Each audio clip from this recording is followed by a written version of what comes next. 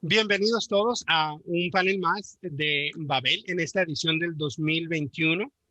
Am, Nuestro objetivo es que pueda haber una mayor comunicación entre editores, escritores y todos los que hacemos esta industria editorial independiente. El día de hoy, en este momento tenemos un panel para hablar sobre la guía de vuelo para editores, lo que es a partir de la publicación de un libro, qué se logra, qué se hace. Y para ello tenemos a tres integrantes de este panel. Para empezar, quisiera presentar a Carlos Fong. Y aquí tengo mis anotaciones. Carlos Fong es un escritor, investigador, ensayista y narrador oral panameño. Nació en la ciudad de Panamá en 1967. Tiene dos libros de cuentos, Desde el otro lado en 2003 y Fragmentos de un naufragio en el 2005. Y un libro de estudios literarios, Para narrar la identidad, 2006. Junto con Daniel Domínguez publicó Presencia del libro en 2006. También ha sido incluido en importantes antologías sobre el cuento, como Antología del Humor Panameño, de Ángel Revilla, en Hasta el Sol de Mañana, 50 cuentistas panameños nacidos a partir de 1949, en Sueño Compartido, compilación histórica de cuentistas panameños, 1892-2004, y en Tiempo y Al Tiempo, Nuevos Cuentistas de Panamá, de 1990-2012. Cuentos panameños del 2003-2017, compilaciones históricas hechas por Enrique Jaramillo Levy.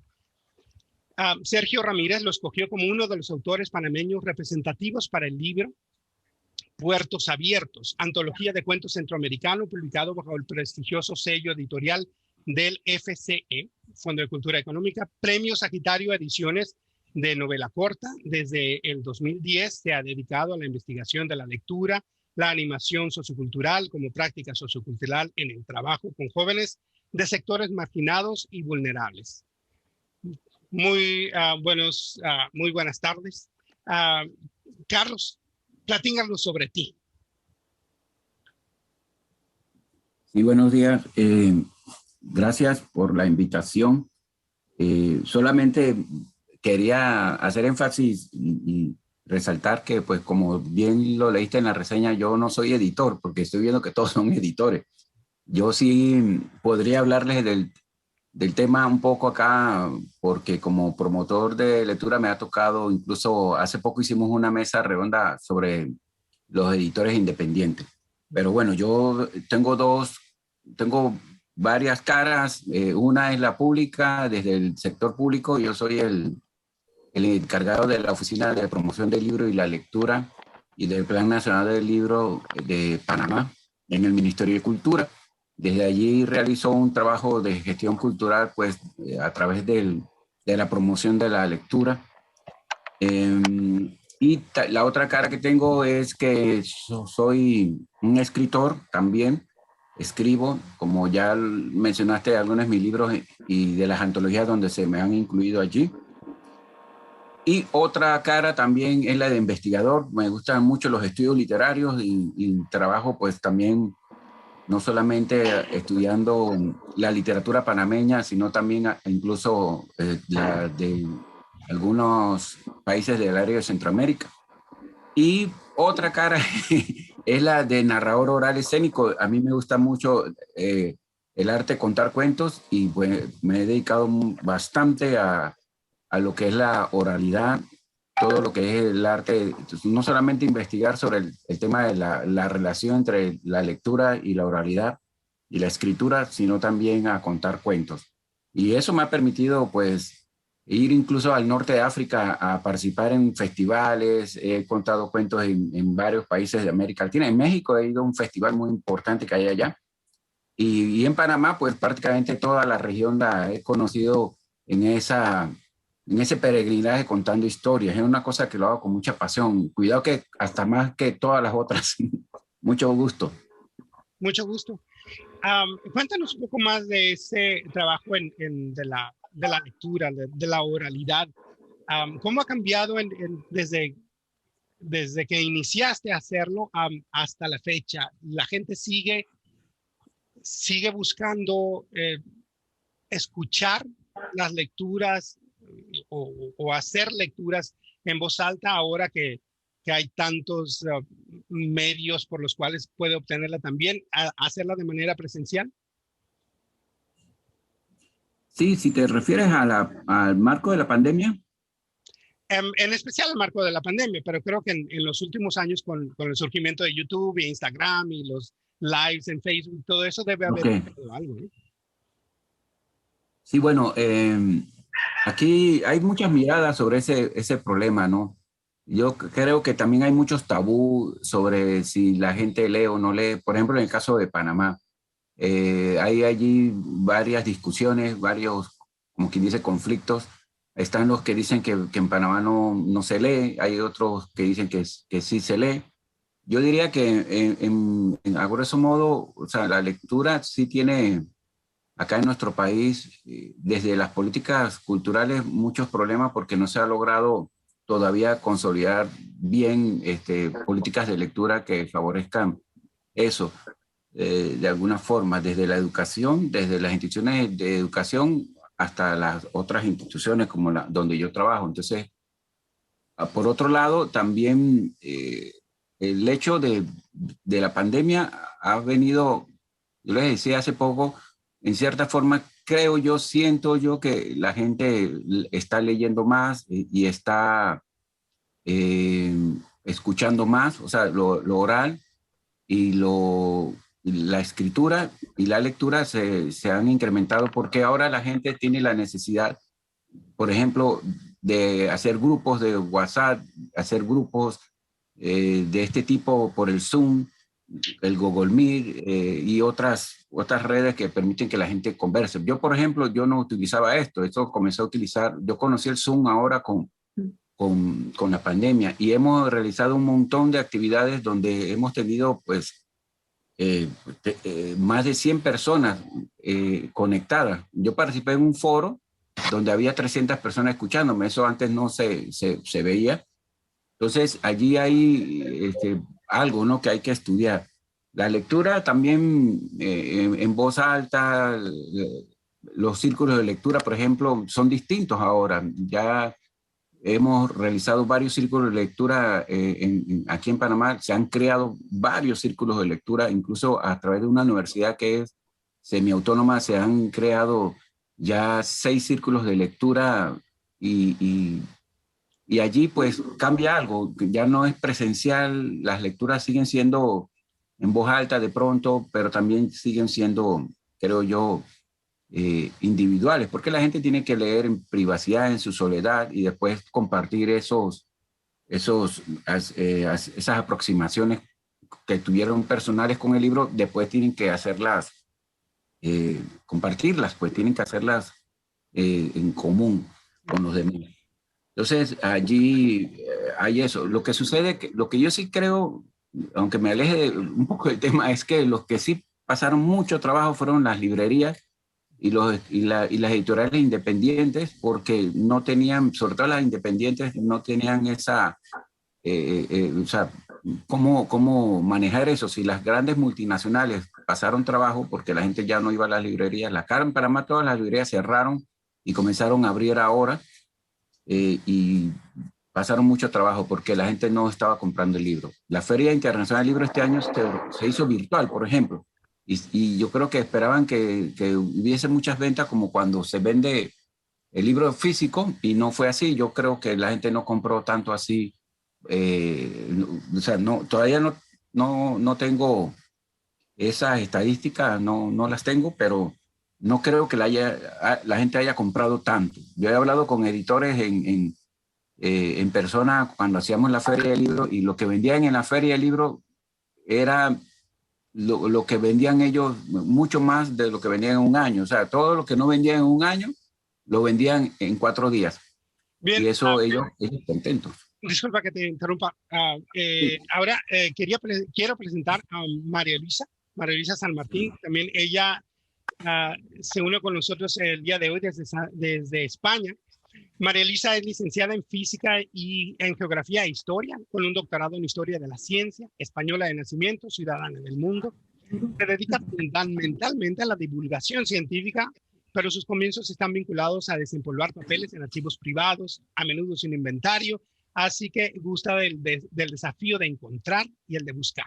Ha escrito artículos y libros para instituciones públicas y editoriales privadas, para un público especializado, pero también para el público en general interesado en la biografía y en la ciencia y la técnica y sus protagonistas, en acontecimientos del pasado que nos ayuden a entender nuestro presente. Ha desarrollado proyectos expositivos estables e itinerantes también. Ha organizado y participado en congresos y dado charlas en conferencias, casi siempre sobre temas alrededor de el vínculo entre la ciencia y la sociedad, tan popular por otra parte en estos tiempos de pandemia. Bienvenida, María Luisa, ¿cómo estás? Bien, bien hallada. Muy bien. Buenas tardes desde España. Buenas tardes. Sí, aquí en México, buenas tardes. Y cuéntanos de tus proyectos. ¿Qué te hace una mujer de letras? Bueno, de letras y de ciencias. Yo gusto de decirme que soy mixta, ¿no? Bueno, la mayor parte de los temas me los ha pisado Carlos Font. Me gusta mucho viajar, también me gusta en los sitios en los que estoy conocer su literatura y la conexión también de la literatura con la realidad pasada y presente. Y como él tampoco he sido editora.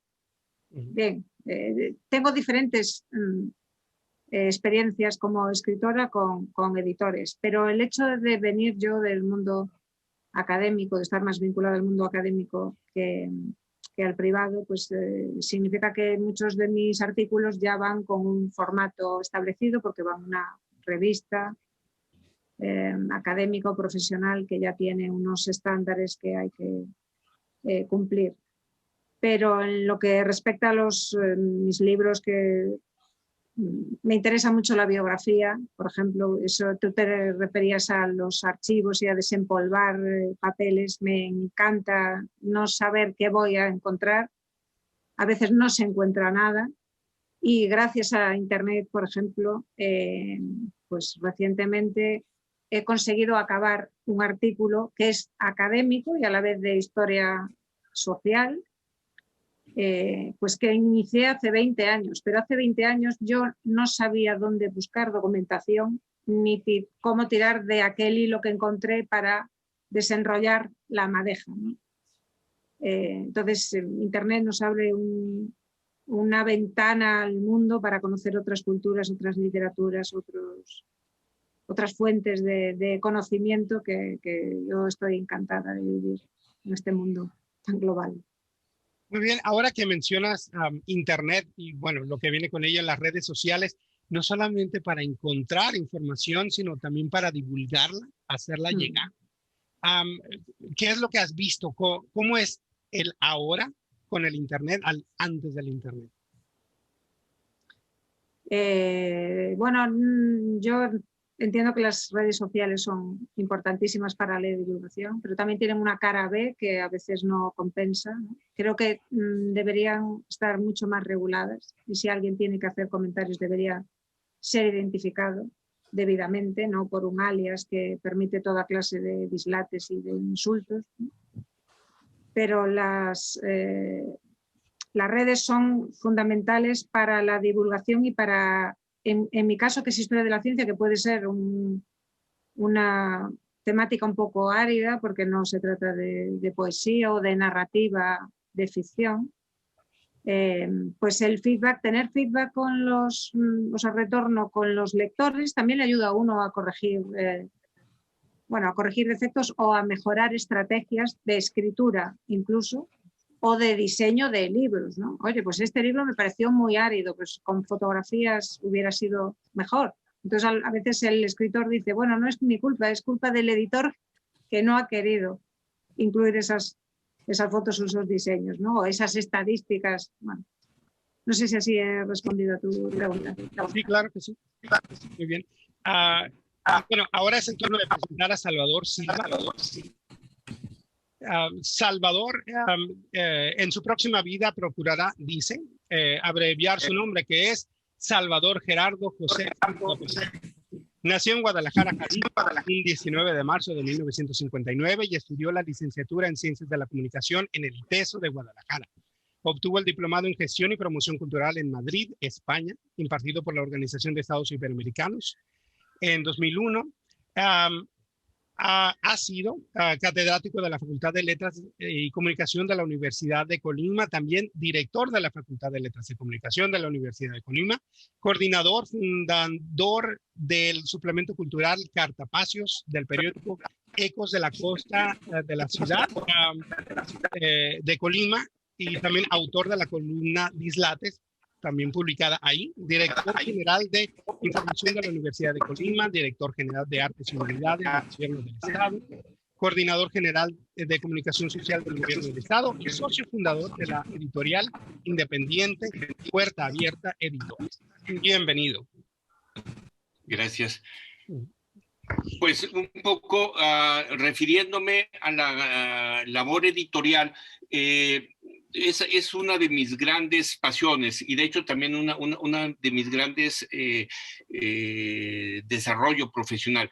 Cuando egresé de la universidad, cuando egresé del ITESO, a la semana yo me vine a radicar a Colima y empecé lo que sería como el área de publicaciones de la Universidad de Colima. Y ahí estuve trabajando varios años hasta que después me entré como maestro catedrático de la Facultad de Letras y posteriormente fui su director. Posteriormente después he estado trabajando cercano a las áreas editoriales y hace 10 años creamos junto con dos amigos, Miguel Uribe, Juan Carlos Reyes y un servidor, la editorial Puerta Abierta, que tiene como finalidad un poco para que se ubiquen. Colima es uno de los estados más pequeños de México. El estado en su conjunto tiene 750,000 habitantes aproximadamente. La Ciudad de México creo que tiene más de 9 millones. No estoy hablando de la zona urbana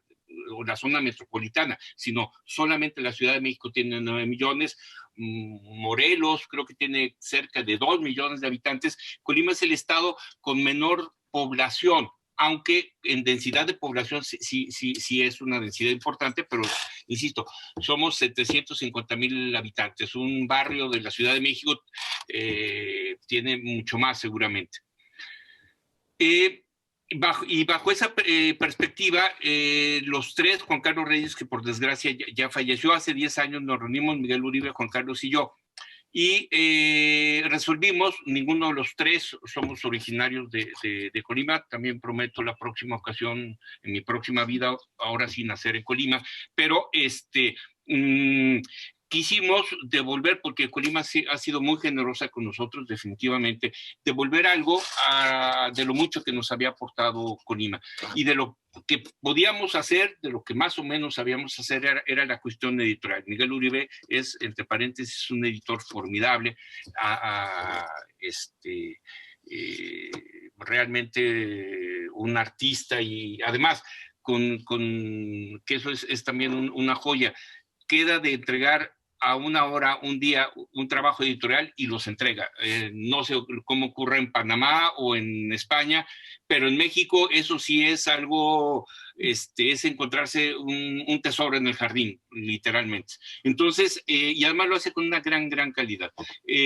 Insisto, entonces cuando empezamos, veíamos que los lectores de Colima podían acceder a leer libros a través de la GAL, del Fondo de Cultura Económica, etcétera, aunque solamente hay una librería o dos librerías en Colima, en todo el estado. Educal tenía una y ahora tiene dos, y el Fondo de Cultura Económica hay otro. Hay en las tiendas departamentales en Liverpool, que es como creo algo semejante al Corte Inglés, pero fuera de eso nada más había, insisto, una en Manzanillo, una librería en Manzanillo y dos en Colima. Pero vía internet, etcétera, podían leer autores prácticamente de cualquier parte del mundo, menos de Colima, porque no había no había, los autores no podían publicar. Entonces resolvimos involucrarnos en ese tipo de proyectos. Uno de ellos, que era Chiapas, es sin duda uno saca una piedra del estado de Chiapas y se encuentra un poeta, pero en Colima no es demasiado diferente. La calidad de los poetas de Colima es realmente muy alta, con gente que por desgracia ya falleció prematuramente, Víctor Manuel Cárdenas, pero es un gran poeta. Pero junto con él hay una cantidad de poetas que no son leídos, entre otras cosas porque no son publicados. Y nos abocamos, una de nuestras primeras acciones y de la cual estamos orgullosos, es una colección Parota de Sal que hicimos, y que ya la fecha tiene, insisto, hace como 10 años tiene la editorial, y ya llevamos publicados más de 30 poetas vivos colimenses, para que se puedan dar una idea del trabajo. Y ya tenemos una antología de Parota de Sal, que incluso se está vendiendo en Colima, y estamos incursionando, y esto es algo también de lo más nuevo. En la editorial nos habíamos resistido mucho a trabajar en el ámbito digital. Sí teníamos un portal, pero en realidad no lo atendíamos demasiado. Con la pandemia no tuvimos de otra, tuvimos que dar el salto hacia lo digital. Y ahí vamos, o sea, vamos en proceso apenas. ¿Qué quiero decir con esto? Ya tenemos libros en descarga gratuita, no de literatura. Somos una editorial independiente, pero somos una editorial que publicamos de todos, investigaciones, por ejemplo, en pedagogía. Un libro que nos llena de orgullo fue La pandemia en las escuelas de Colima, que fue un libro que se editó a los 4 meses de la pandemia. Esto es, en agosto ya estaba circulando, y con una gran actualidad, en el sentido de que incluso fue presentado por gente como Silvia Schmelkes, como Manuel Gilantón, etcétera, aprovechando precisamente el Zoom. Y era un libro que con descarga gratuita ha tenido descargas lo mismo en Chile, que en Colombia, que en Panamá, o que en Argentina, o que en España. En ese sentido ha sido positivo los elementos del área digital. Y estamos incursionando también, gracias a familiares de Miguel Uribe en España, ya tenemos un portal y vamos a iniciar a distribuir libros de Puerta Abierta en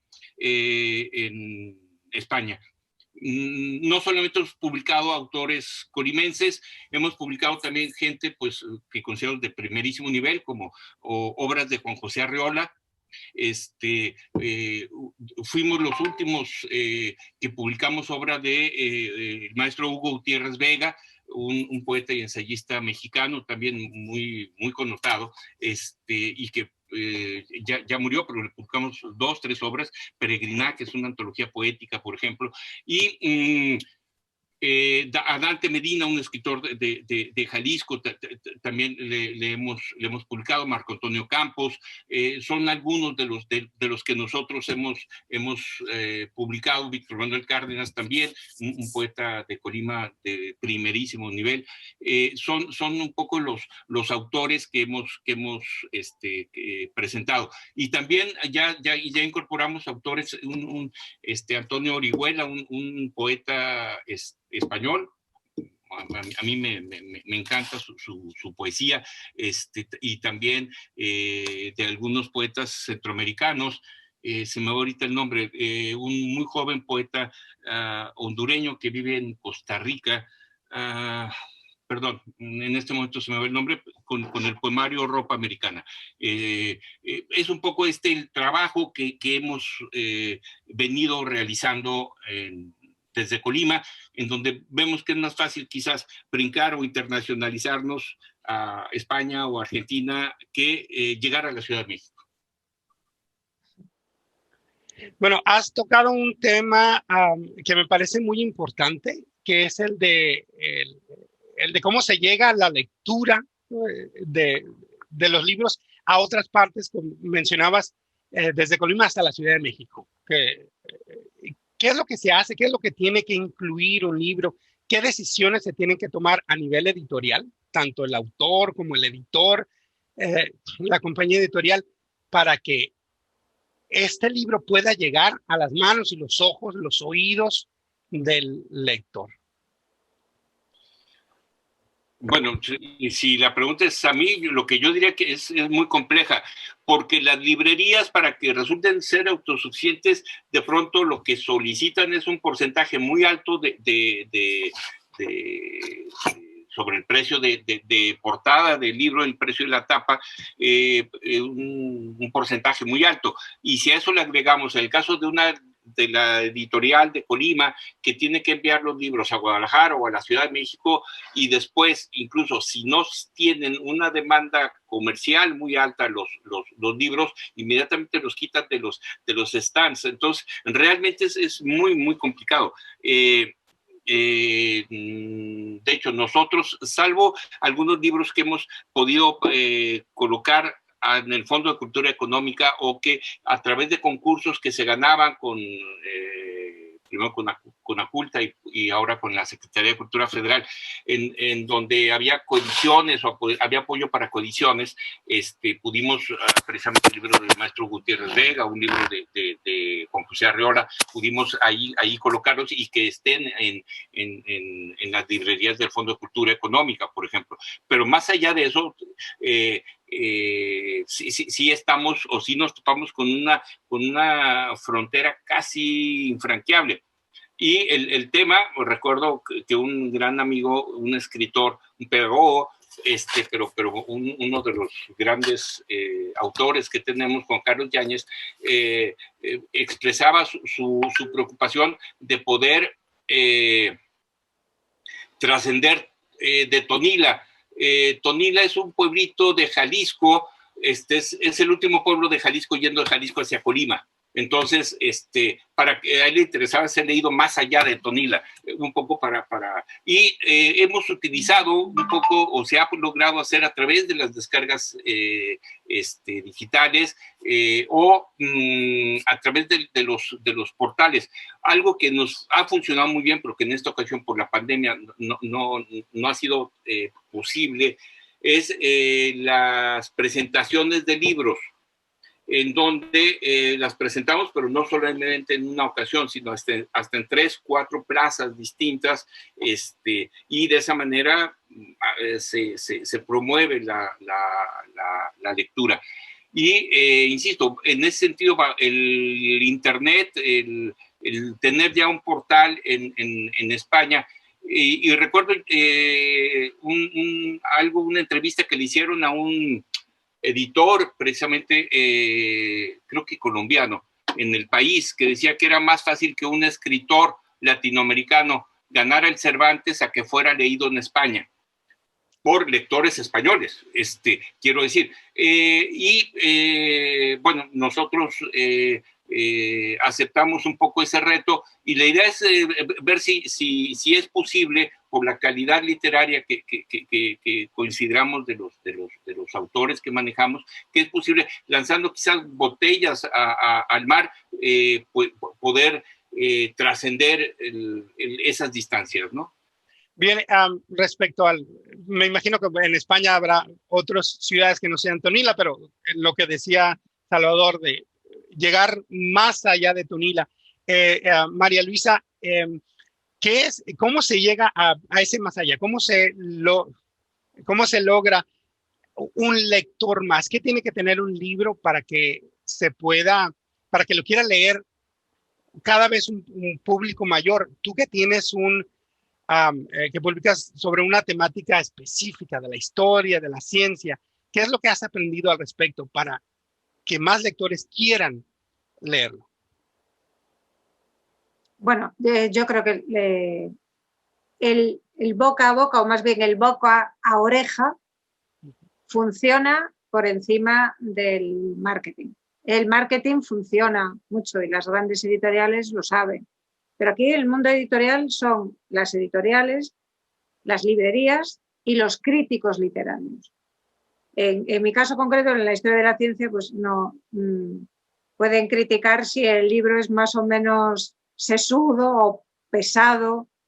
Creo que no es mi caso porque yo me dedico a la divulgación científica y lo que yo pretendo y lo que más cuido es la comunicación. O sea, que el mensaje se entienda por encima de todo. Pero hay autores a los que una crítica despiadada, porque yo le pediría a los críticos que sean honestos, ¿no? Pero hay críticos que no lo son y que utilizan, digamos, su podium para sus propias, no sé, venganzas, digamos, ¿no? Pero la inmediatez en el tema a veces es contraproducente, pero en ocasiones te salva porque puedes acceder con ese tema, por ejemplo, a un nicho que es presente y es futuro también, que es la enseñanza, ¿no? Entonces, yo charlas que he dado en colegios, en un formato adaptado a ese público, son fundamentales a la hora de crear lectores. Lo que ocurre en el sistema educativo en España, en comparación con el sistema americano que yo he vivido en mis hijos, es que aquí, hasta ahora, y cuando yo estudiaba, a los niños se nos recomendaba unos libros que había que leer, había que hacer un resumen dentro del marco de una asignatura como Historia de la Literatura Española. Entonces, en Estados Unidos, ¿qué es lo que vivieron mis hijos? Los alumnos van a la librería y entre muchos libros escogen según sus preferencias. Yo encuentro contraproducente que a alumnos de 12 años, 13 años se les obligue a leer el Quijote en su versión original. Quizás leer el Quijote es contraproducente en estos chavales, en estos alumnos, porque bloquea a lo mejor el acceso a otras lecturas. Si fuese un Quijote, como yo he visto que mis hijos leían Shakespeare en Estados Unidos, que es dramatizado en su contexto histórico, en el contexto vital del autor, que es muy importante. Entonces se entienden mejor las cosas. Yo cuando he ido a colegios y a hablar de, por ejemplo, uno de los protagonistas de una biografía, que era un químico, pero además de aquí, de la zona, que hizo cosas muy importantes, claro, los chavales se quedan diciendo, caramba, y una persona aquí en una esquina de España hacía esas cosas. Sí. ¿Y cómo es que estos chavales no lo sabían? Pues porque su libro de texto reseña grandes hitos de la historia de la ciencia. Pero estos otros hitos locales, pero que tuvieron su repercusión, no los reseña, no los detecta, ¿no? Y bueno, los historiadores también estamos para hacer esa labor de recopilación de datos y de difusión a nuestro entorno más inmediato. Muchas gracias. Bueno, María Luisa ha hablado, toca un tema de cómo se logra que haya un mayor acceso y deseo de la lectura con la autogestión, la elección por sí mismo, no por asignatura, por ejemplo, en el área académica, la contextualización y el buscar los temas locales. Carlos, tú que vas y haces lecturas orales, que te encuentras con la gente, ¿cómo eso influye en que la gente quiera o desee esos libros de los cuales se lee? Bueno, yo creo que la oralidad, o sea, el arte de contar cuentos, en el mundo de la oralidad hay pues un universo, ¿no? Pero me refiero al arte de contar historias, de contar cuentos, mitos, leyendas, todo eso. Eso hace que el imaginario de los cuentos es como un puente hacia la lectura. Acá nosotros, por ejemplo, tenemos un círculo infantil de narración oral, es el Círculo Infantil y Juvenil de Narración Oral. Y la mayoría de los niños que están ahí, todos, pues ellos cuando van a buscar sus cuentos, los tienen que pues, buscar en la biblioteca. Les toca a ellos hacer la investigación. Hace poco tuvimos un encuentro virtual, que fue un festival acá nacional que llamamos Cuentos Interculturales. Entonces, a ellos les tocó conocer que había, porque los niños también tienen el derecho de conocer que dentro de su país hay otras culturas, hay otros lenguajes, otras formas de mirar el mundo. Entonces era contar los cuentos de nuestros indígenas y contaron cuentos de la cultura Wona, de la cultura Nabe, de los Kuna, de la cultura Congo. Entonces, para ellos fue enriquecedor porque muchos de ellos no sabían que había tantas cosas, otras historias. Entonces, sí, yo soy muy creyente de eso. Creo que cuando uno le cuenta un cuento a un niño es como cuando uno le lee con el libro en la mano. También cuando uno hace una lectura en voz alta, la idea es que ellos tengan una conexión con el imaginario de los cuentos y eso los interese por la lectura. Yo en lo personal, como promotor de lectura, no creo en la promoción de lectura ni siquiera como el hábito para crear superlectores. Yo pienso que cuando uno es promotor de lectura, lo que tiene que hacer es que la gente tenga un encuentro con los libros, con las historias, y que ese encuentro pues active algo dentro de ellos y los ayude a tomar una mejor decisión en la vida o a solucionar un problema. Por ejemplo, si en una comunidad ahí tiran mucha basura, nosotros con las historias, con los cuentos, podemos insertar talleres y trabajar eso y hacer que la gente comprenda el sentido de pertenencia y un montón de cosas que los ayuden a ensuciar menos. Eso lo hemos hecho. Y también no creo en eso de lecturas rápidas. ¿De qué sirve leerse un libro por día, por ejemplo? Yo nunca he entendido eso. Tampoco creo que la lectura es el fin en sí misma, sino que es el fin, el medio hacia varios fines.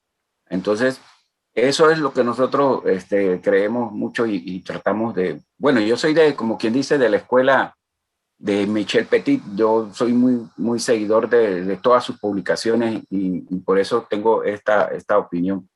Y la oralidad, la escritura y la lectura, pues van de la mano. Van de la mano, no podemos desvincularlas. Y la lectura silenciosa, la lectura en voz alta, la lectura grupal, igual que las prácticas de oralidad como el hecho de contar cuentos en público o leerlos en voz alta, igual que el acto de escribir cuentos, los escritores que tienen un papel muy importante en este universo, todos están conectados, todos estamos conectados. Lo que hay que saber es construir esas conexiones. Salvador, háblanos un poco de tu experiencia con autores independientes. ¿Cómo logran ellos trabajar con ustedes, publicar con ustedes? ¿Cómo los promocionan y cómo llegan a ese público?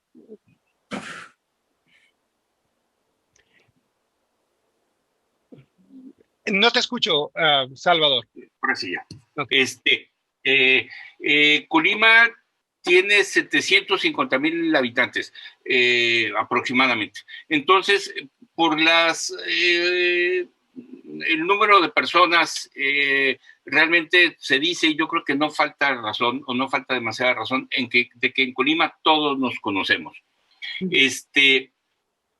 Entonces, relativamente sencillo, y así ha sido. O sea, ya después de 10 años, la editorial tiene realmente ya una presencia relevante. Ya la gente nos busca para publicar. Nosotros sin hacer convocatorias, pero sí tocamos puertas, por ejemplo, para lo de la colección Parota de Sal, que insisto, ya tiene más de 30 poemarios. Tocamos puertas, casi tenemos una relación de quién escribe poesía en Colima, o le preguntamos de que si no somos nosotros, conocemos a fulanito que puede conocer a alguien, o alguien del puerto de Manzanillo, alguien de Tecomán, etcétera. Y bajo esa perspectiva esa es una de las maneras. La otra es, llegan y los escritores nos buscan directamente. Incluso una muy grata, un escritor, la directora de la Facultad de Ciencias Políticas y Sociales de la universidad nos recomendó a un maestro, Dídimo Castillo, creo que es panameño, creo, puedo estar equivocado. Nos recomendó, nos buscó, había la posibilidad de editar un libro sobre salud y otras cosas. No se pudo, pero después él nos envió un poemario y tenía interés en que nosotros lo publicáramos. Nosotros lo publicamos, le gustó la calidad, incluso después él con pasta dura y demás nos pidió un número también importante de edición. Y más recientemente un compañero de él o un amigo de él, investigador de la Universidad Autónoma del Estado de México, nos buscó para un libro de carácter sobre nutrición y salud. Y así es como hemos sido un poco lo que decía María Luisa. También la fama del editorial ha ido creciendo de boca en boca o de boca a oreja, ¿no? Okay.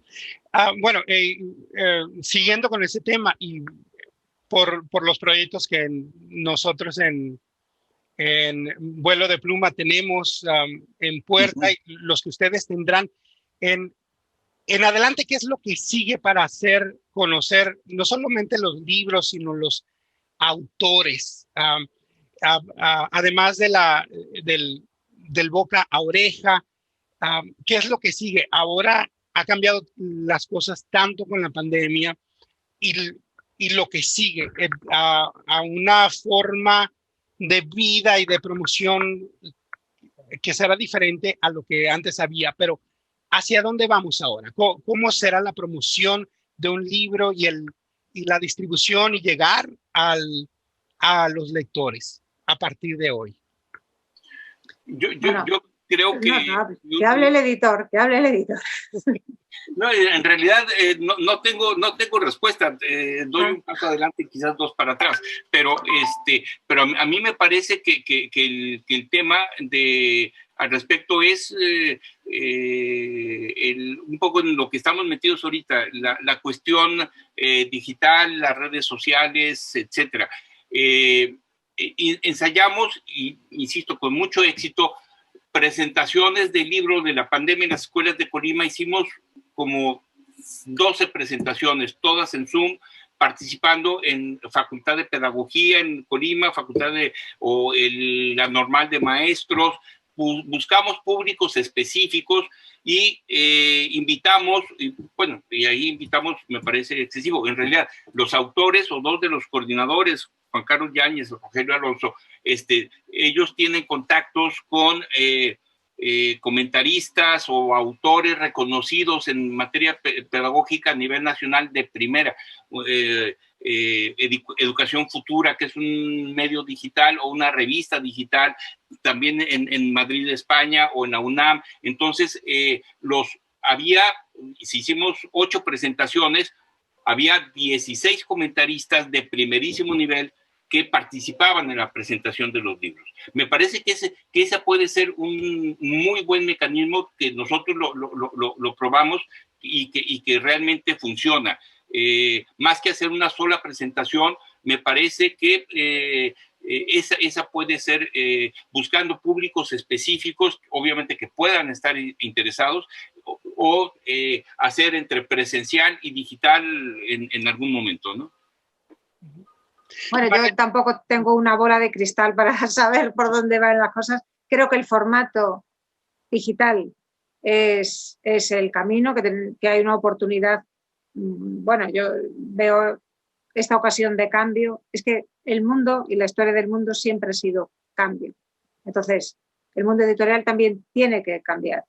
Pero no todos los autores son iguales, ni todos los libros son iguales, ¿no? El otro día leía una entrevista a un autor que no quiere saber nada de las redes sociales y es famoso, y entonces la editorial le dice, que me pide la editorial, decía él, que si estoy en una playa, que saque una foto de la puesta del sol. No me da la gana, yo soy escritor, yo escribo, pero ¿por qué tengo que hacer eso? Entonces, creo que al final esta industria, si se piensa como tal, que lo es un negocio para ganar dinero. Los autores quieren ganar dinero, las editoriales también. El libro es un mensaje en sí mismo. Quiero decir, yo entiendo que un ecologista a lo mejor ve un libro en tapa dura extremadamente coloreado, con un papel satinado, y dice, qué desatino, ¿no? Y dice, lo compraría, pero si viniera en formato libro de bolsillo, papel reciclado. En fin, yo creo, como es una industria y hay dinero y se trata también de vivir, los que puedan vivir de esto, creo que hay que hacer números y saber a qué público se dirige uno y cuándo se dirige. A veces es difícil de promocionar, por ejemplo, un premio Cervantes, que creo que, Salvador, te referías a un comentario hecho por un escritor, ¿no? Que era más fácil ganar el premio Cervantes que le leyeran o algo así. El problema... un escritor latinoamericano fuera leído en España. Claro. Ahora mismo hay un escritor latinoamericano que tiene mucho éxito en España, y aparte de las entrevistas que haya hecho en radio o en televisión, creo que es fundamentalmente porque la gente ha leído su libro. ¿Puedo decir el nombre o no? Yo no tengo nada que ver. Claro, claro. Es Héctor Abad, colombiano. El olvido que seremos. No tengo nada que ver, pero es un libro que emociona. Y si yo le digo a alguien que ese libro me ha emocionado y encima ahora sacan una película, pues está claro que un fenómeno, el fenómeno libro empuja al fenómeno película, no al revés, ¿no? Entonces, claro, es un escritor latinoamericano que va a tener éxito en España, ya lo está teniendo. El problema de un premio Cervantes es que es un premio a una trayectoria. Y cuando uno dice, hombre, fulanito de tal, premio Cervantes, ¿qué libro compro? Mientras que un éxito reciente, un último lanzamiento, tiene una promoción inherente que uno como lector no tiene que pensar. Ya va directo en la librería a ese stand primero, que ya se encargan en la librería pues de colocarlo en un lugar preeminente para que uno se tope, ¿no? A mí me gusta buscar libros más que las recomendaciones. Yo este fenómeno lo viví primeramente antes que en España, en Estados Unidos, ¿no? Y había cadenas de librerías, ahora mismo que yo sepa, por lo menos en la costa este solo queda una, yo viví ya la existencia de otra, y se están reconvirtiendo al formato digital obligatoriamente, lo cual también implica una legislación diferente para gestionar los derechos de autor. Pero para los periódicos también el formato digital es el futuro. De hecho, están penalizando, a mi modo de ver, no sé si será su intención, pero están penalizando la compra en papel porque la están aumentando de precio. La cuestión es que yo creo que la digitalización está creando ya una brecha digital, o sea, una desigualdad económica, porque si yo tengo que pagar por ver la televisión, a lo mejor 2 plataformas para ver series o películas, que es mi ocio, cada vez tenemos más tiempo de ocio. Ese tiempo, ¿cómo lo vamos a diversificar? Si además tengo que pagar por suscribirme a un periódico o 2, claro, tengo la libertad de suscribirme a todos los periódicos ingleses, americanos, no sé, la libertad, pero en el fondo no es tanta libertad porque esas suscripciones cuestan un dinero. Entonces, pago por los libros, pago por la música, pago por los periódicos. ¿Quién se puede permitir ese modelo? Hasta ahora en España, por ejemplo, era muy habitual, y es particularmente aquí en Galicia, la presencia de los periódicos en las cafeterías. Eso creaba un fenómeno que era la tertulia. Uno agarraba un periódico, lo comentaba con otro, el periódico pasaba de mano en mano, era gratis, pero la sociedad que se entraba en ese sitio a tomar un café, leía y se informaba. En el actual momento, y pensando en las suscripciones del presente y ya del futuro, ¿quién va a tener información? Y a mí eso me preocupa. O sea, ¿qué gente va a estar informada y cómo va a estar informada o desinformada? Claro, porque si yo resulta que solo recibo en mi teléfono noticias previamente seleccionadas según mi criterio particular, pues solo me estoy reafirmando en mis ideas y, no sé, va a ser complicado gestionar eso a nivel social, yo creo. Bien, Carlos, en tu opinión, en tu experiencia, ¿cómo es a partir de hoy el llegar a nuevos públicos?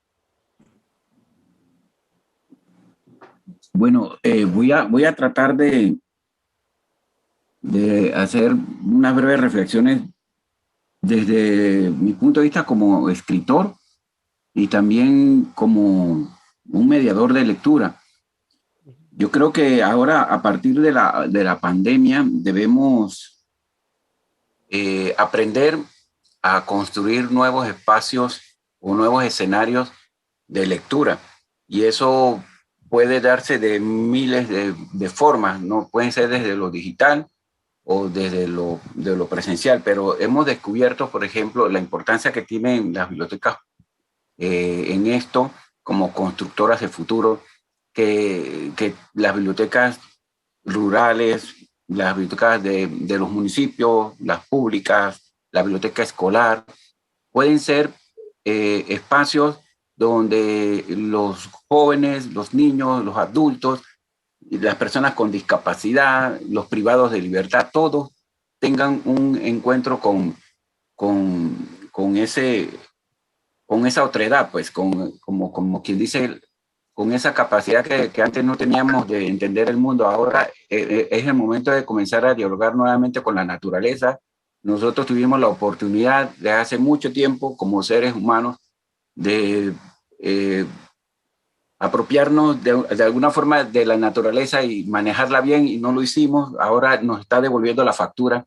Y yo creo que cuando nosotros eh, creamos estos espacios de lectura o estos nuevos escenarios de lectura, comenzamos a enseñarle a la gente a proteger la memoria, a proteger su identidad, a proteger la cultura y sobre todo a proteger pues todo el entorno. Entonces allí pues la verdad es que a veces yo discuto con mis propios colegas, los amigos escritores, porque también se ponen así muy como que la misión del escritor es solamente hacer los libros y ya, yo no tengo nada que ver con esa responsabilidad social. Eso, yo soy un creador, mi responsabilidad es con el lenguaje, pero yo creo que los tiempos han cambiado y ahora pues es vital para nosotros que todas las voces tengan una actuación en esto, y las voces de los escritores también son importantes porque el libro es un objeto, el libro es una cosa, pero es el único libro, el único objeto en el mundo que sirve bueno, no es el único, pero es uno de los más poderosos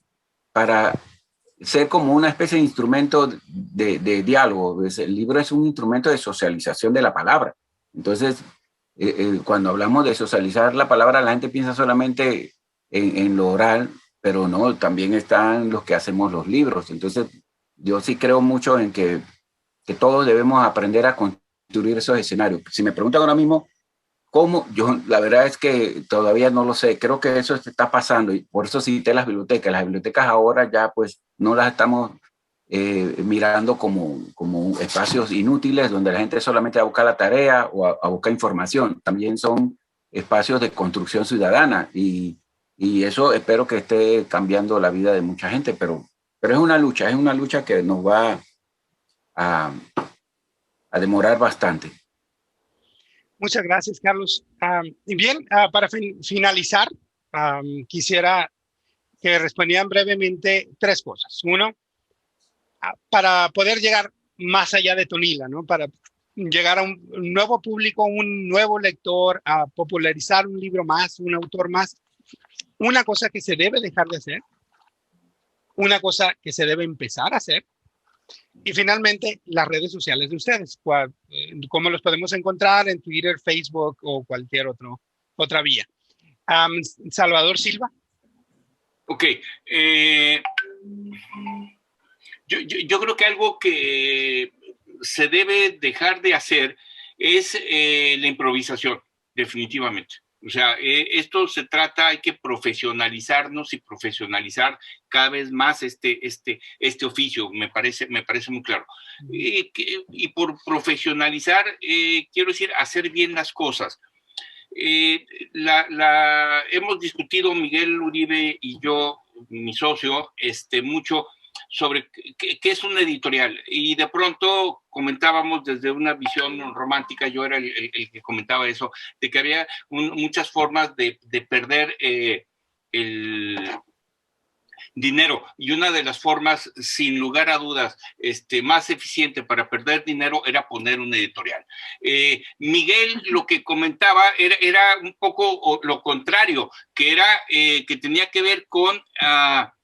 y creo que a la conclusión a la que llegamos es una empresa quijotesca, una editorial, pero para que perdure necesita ser también una empresa, si no estamos perdidos, o sea, debe ser redituable, si no el esfuerzo del capital que se invierta se termina por agotar y chirrín con chin, ¿no? Entonces, me parece que ese es un elemento que se debe dejar de hacer, la improvisación, que se debe consolidar es la visión de que es una empresa.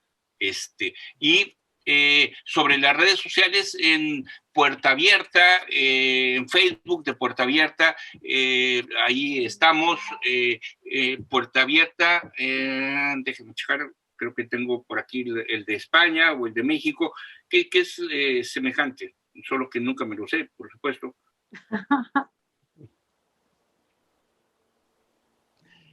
Okay, aquí debe estar. Sí, luego son tantos usuarios, ¿no? Que uno tiene que tener en Facebook, en Instagram, en Twitter y en YouTube, que se pierde uno. Sí, puertaabiertaeditores.com, como catálogo, puertaabiertaeditores.com.mx, y en el Facebook como Puerta Abierta estamos. Alguien puede poner Puerta Abierta Colima, seguramente ahí van a estar. Y está el catálogo que tenemos y demás. Sería, grosso modo, ya la síntesis de mi participación. Gracias, Salvador. María Luisa, una cosa que se debe dejar de hacer, una que se debe empezar a hacer, y tus redes sociales. Bueno, yo solo estoy en una red profesional que es LinkedIn. No tengo redes, no tengo tiempo de atenderlas, entonces prefiero no tenerlas. Bueno, yo estoy de acuerdo con Salvador, por eso yo antes decía que el negocio editorial es un negocio, ¿no? En fin, hay que plantearlo haciendo números y entonces, en función de esos números, también saber los sectores a los que va cada libro, cada autor. Bueno, algo que deberíamos hacer, volcarnos en los lectores cuando empiezan a serlo, que es en los colegios. Al hilo de lo que decía Carlos de las bibliotecas, es fundamental el hecho de que existan buenas bibliotecas y una actividad cultural en ellas que haga cercanos los libros o la cultura en general a sus usuarios, que uno no piense que todos los autores son tipo el último ganador de un premio, sino que en realidad enlazado con la labor en los colegios, que cualquiera puede ser escritor, porque todos tenemos vivencias que se pueden escribir. Antes había mucho la cultura de los diarios. Ahora los diarios en general se ven como una pérdida de tiempo. Y no lo creo, porque uno empieza a escribir eso que años después a lo mejor son tonterías, pero en el momento es un desahogo y se va poniendo a prueba, ¿no? Y bueno, y también fomentar la inmediatez del autor, lo que yo os decía, que el autor no es un superventas que vive a lo mejor en una capital y produce para nosotros consumir, sino que a través, por ejemplo, de los audiolibros, los autores que se presten a ello, que sirvan para ello, pues dramaticen también sus propios escritos, ¿no? Entonces creo que eso da cercanía y permite que uno vaya conduciendo y escuchando el libro que no puede leer y le puede animar a ir a otros libros del propio autor o a otros autores, ¿no? Creo que es muy importante. Muchas gracias, María Luisa Lozada. Carlos Fong, tu conclusión, una cosa que se debe dejar de hacer, una cosa que se debe empezar a hacer, y tus redes sociales. Bueno, yo voy a hacer un poco soñador, un poco romántico. Yo pienso que una de las cosas que debemos como humanidad de dejar de hacer es ese nihilismo exacerbante que tenemos, ese egoísmo que nos está autoaniquilando a nosotros mismos. Si no retomamos el diálogo con la naturaleza y nuestro entorno, nuestros paisajes, pues no vamos a tener nada. Así que nada va a servir que seamos editores, que seamos escritores, que seamos promotores de lectura, de nada va a servir el oficio que sea, por muy hermoso que sea, si no tenemos un planeta donde vivir.